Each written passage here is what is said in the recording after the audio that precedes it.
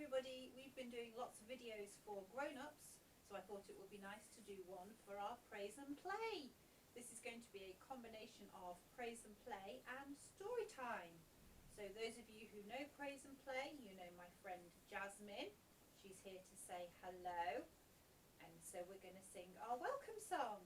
Jasmine says, hello, hello, hello, and how are you? I'm fine, and I hope that you are too. Are you well, Jasmine? What do you think of this lockdown? You don't like it? No, we don't either. But it's nice to be able to come and do some songs and stories for the boys and girls, isn't it? Okay, so what's the first story, Jasmine? You like the one about the missing sheep. Shall we have that story? Okay, you're going to sit on my knee. Here we are. So this story is called The Lost Sheep. And it's by Nick Inkpen and Mick Butterworth. Sit there, Jasmine. There we go. Here is a farmer. He has 100 sheep. He is counting them. 1, 2, 3, 4, 99. Oh. One of his sheep is missing. Oh dear. Where has it gone? Is it in the hen house? No. Is it behind the haystack? No. Is it under the hedge? No. It is lost. All day the farmer looks for his sheep. He climbs up the hill and scrambles over rocks. He crawls through bramble bushes. The thorns scratch him, but he will not give up. He is tired and hungry. His feet ache, but he will not give up. At last, the farmer sees his sheep. It has fallen into the river. The farmer dives into the water. Splosh! He rescues the sheep. Hooray! The farmer has found his sheep. Let's have a party. Jesus says, God is like the farmer. He loves us, just like the farmer loves his sheep. Did you like that story, Jasmine? You did? But you'd like to sing a song? Well, maybe we could sing a song about some monkeys. Do you think Katie would let us borrow some? I'm sure she would. Let's see who we've got. We've got some monkeys. We've got 1. Gonna sit up. 2. 3 monkeys. And what are these naughty monkeys doing? Jumping on the bed. 3 little monkeys jumping on the bed. One fell off and bumped his head. Mummy phoned the doctor and the doctor said, no more monkeys jumping on the bed. So then, there were 2. 2 little monkeys jumping on the bed. One fell off and bumped his head.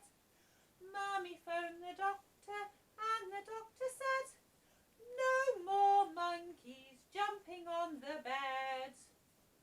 And then there was 1. 1 little monkey jumping on the bed. He fell off and bumped his head. Mummy phoned the doctor and the doctor said,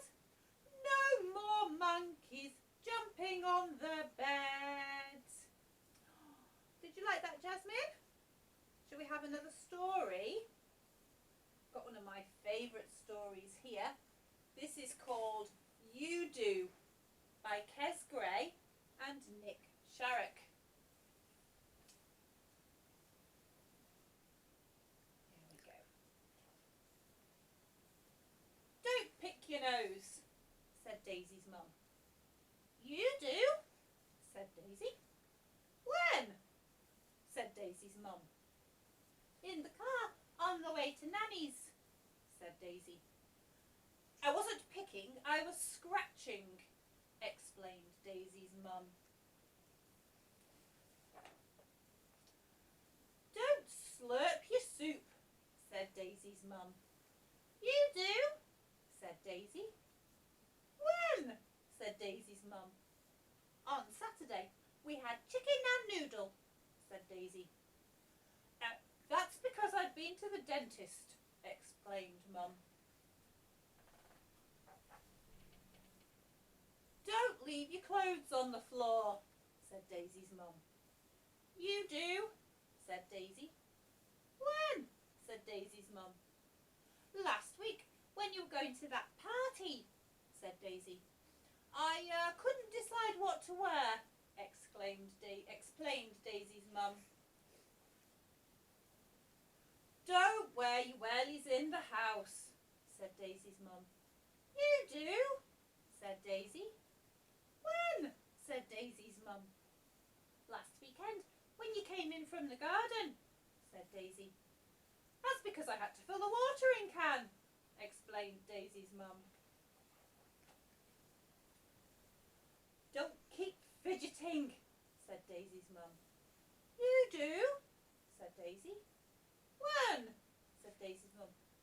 In the church at that wedding we went to, said Daisy. That's because the seats were so hard, explained Daisy's mum. Don't sit so close to the telly, said Daisy's mum. You do, said Daisy. When?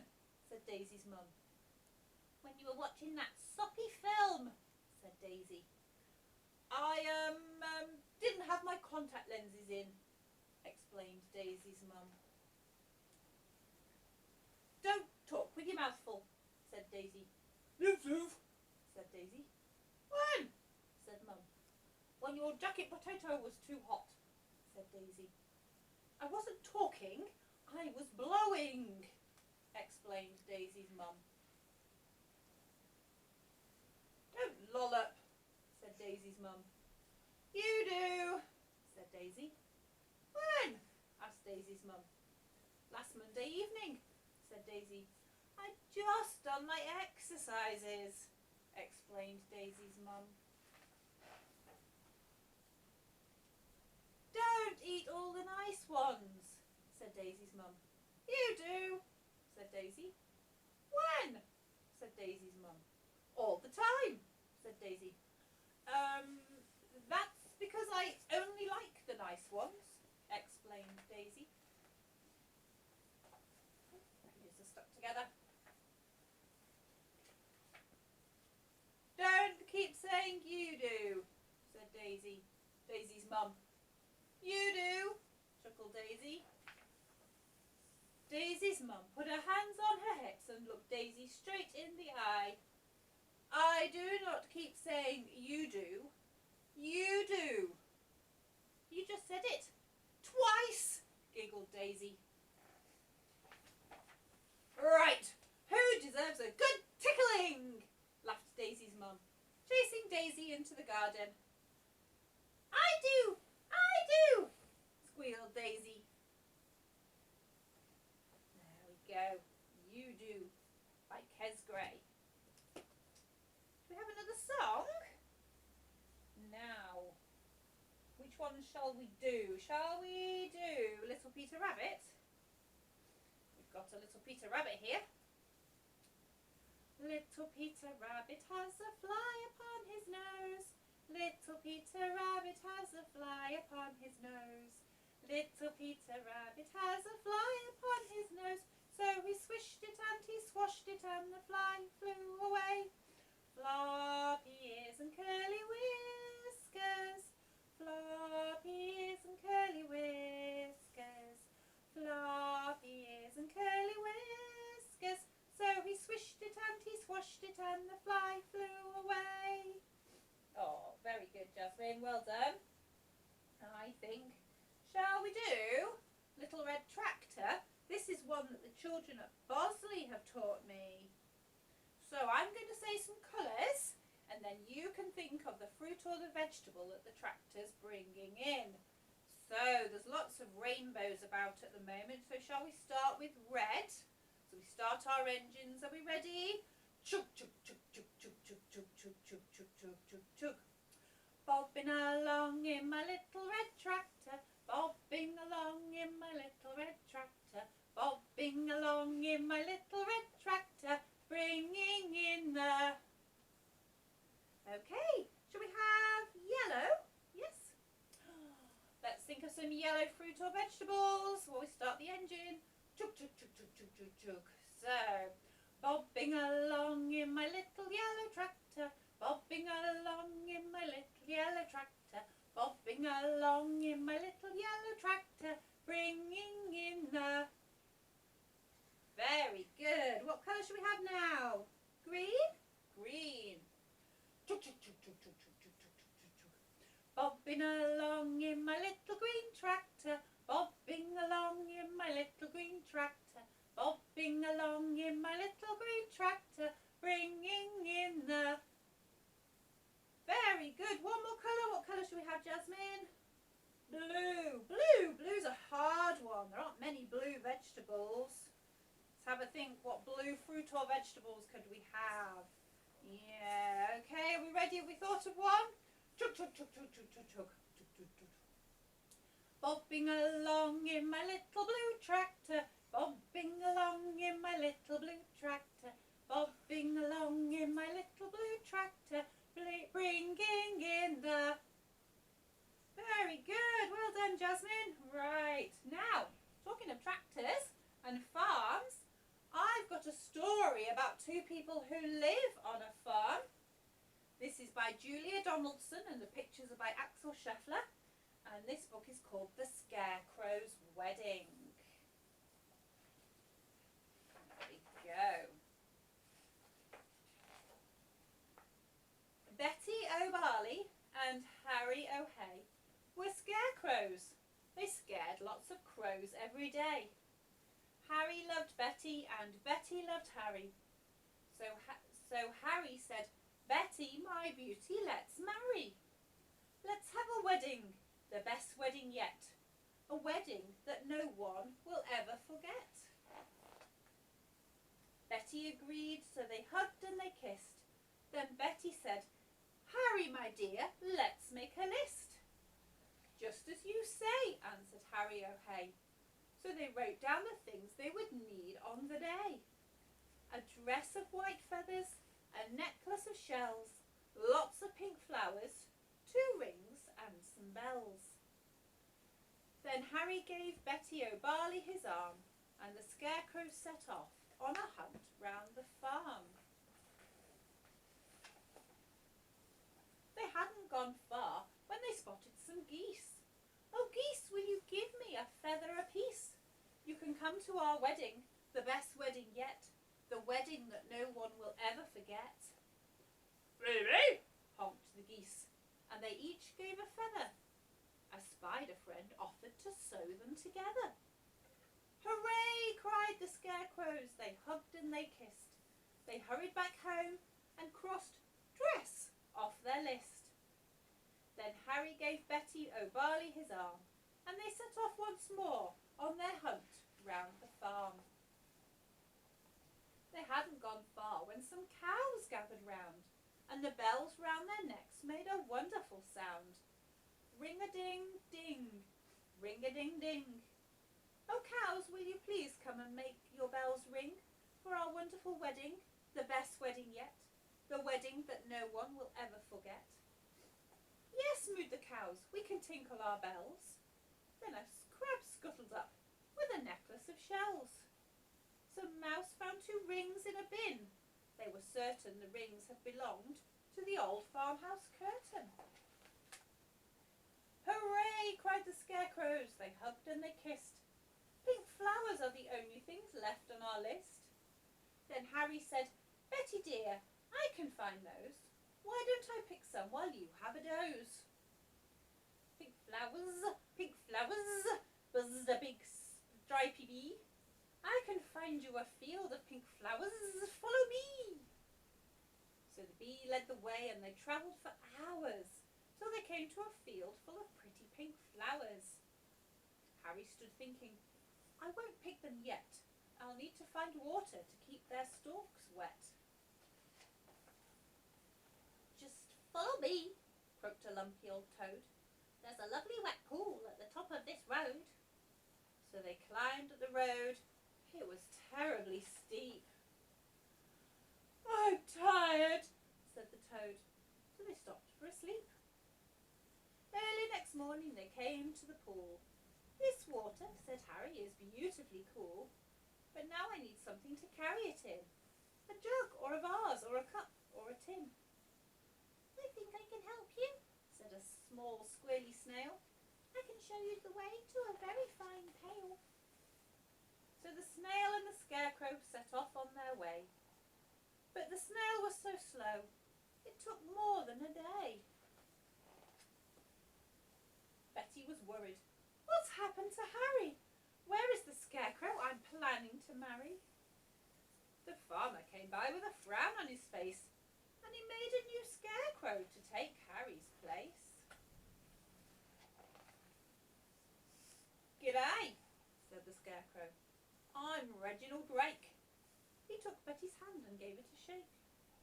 "Together," he told her, "we make a fine pair. You're really quite pretty, apart from your hair." Then he jumped on the tractor and told her, "I'm on! I'm a really fast driver. Let's go for a spin." But Betty said, "No, I must wait here for Harry. He is the scarecrow I'm going to marry. We're planning our wedding, the best wedding yet, the wedding that no one will ever forget." Reginald laughed. "You'll be waiting forever. Forget about Harry. I bet he's not clever." "I must be the cleverest scarecrow alive. I can sing lots of songs. I can dance. I can drive. I'm dashing. I'm daring. I'm as cool as can be. I can even blow smoke rings. Just watch me and see." He took out a big fat cigar from a packet the farmer had foolishly left in his jacket. "But smoking is bad for you," Betty exclaimed. "Really, you ought to be feeling ashamed." "Don't be a fusspot," said Reginald Drake. "My smoke rings are staggering. Make no mistake."